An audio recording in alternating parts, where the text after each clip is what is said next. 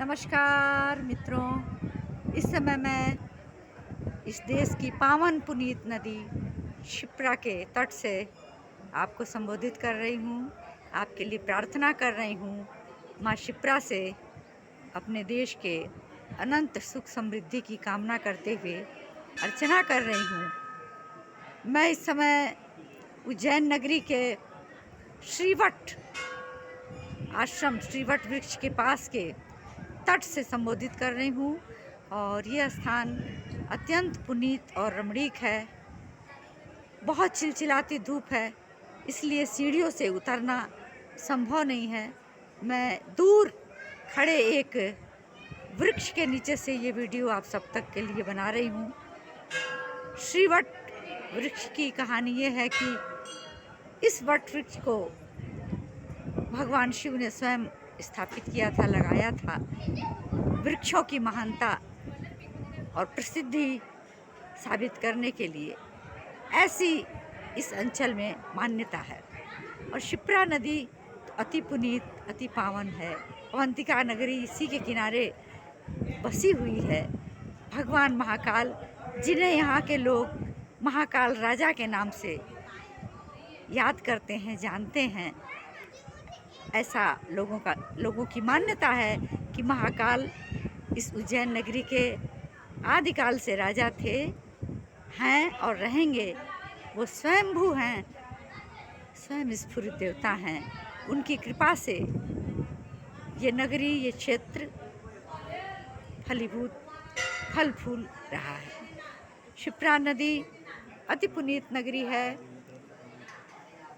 ये वही नदी है जहाँ पर समुद्र मंथन के समय अमृत की बूंदें गिरी थी, तो उसमें से एक बूंद इस नदी में भी गिरी थी, जिस अमृत के बूंद के लिए देवताओं और असुरों का वर्गीकरण किया गया था और देवत्व को अमृतत्व का वरदान प्राप्त हुआ। यानी देवत्व की ही सदा सर्वदा विजय होगी। और इस कामना से जब सूर्य, बृहस्पति आदि देवता उस कलश को लेकर के निकले, तो उसकी बूंदें कुछ छलकी। उसमें से एक पावन स्थान उज्जैन का भी है, जिसमें कि शिप्रा नदी में उसकी कुछ बूंदें पड़ी। यही कारण है कि आज भी शिप्रा नदी के किनारे कुंभ का मेला लगता है।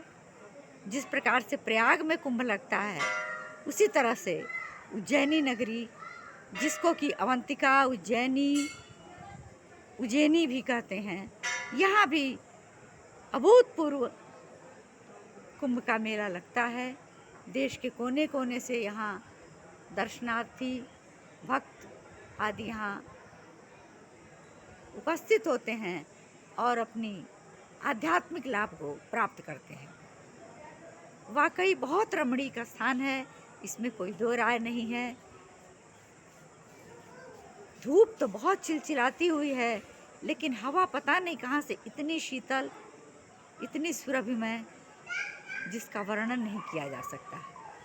कहा भी गया है, ऐसी मान्यता है इस अंचल में कि मालवा क्षेत्र में दिन बिताइए तो बिताइए, लेकिन रातें बिताना मुश्किल है, अनुचित है। क्योंकि जो एक रात यहाँ रह लेगा, यहाँ की पावन धरा पर जिसने एक सुरभित, संगीतमय, सुरभिमय रात बिता ली, शिवमय रात जिसने व्यतीत कर ली, वह फिर इस धरती को छोड़ के नहीं जाता। तो जिसको इस स्थान से प्रस्थान करना हो, वो दिन ही दिन यहाँ से आगे निकल जाए। बहुत रमणीक स्थान है। मैं आप सभी के लिए माँ शिप्रा से अनंत अनंत शुभकामनाओं की याचना कर रही हूँ। चूँकि इस समय मैं अकेले इस तीर्थ पर आई हूँ, तो मेरे अन्य साथी कहीं और दर्शनार्थ पर गए हुए हैं, तो ये वीडियो मैं इस प्रकार से तैयार कर रही हूँ ताकि आपको भी लाभ मिले। मेरा हार्दिक नमस्कार स्वीकार कीजिए।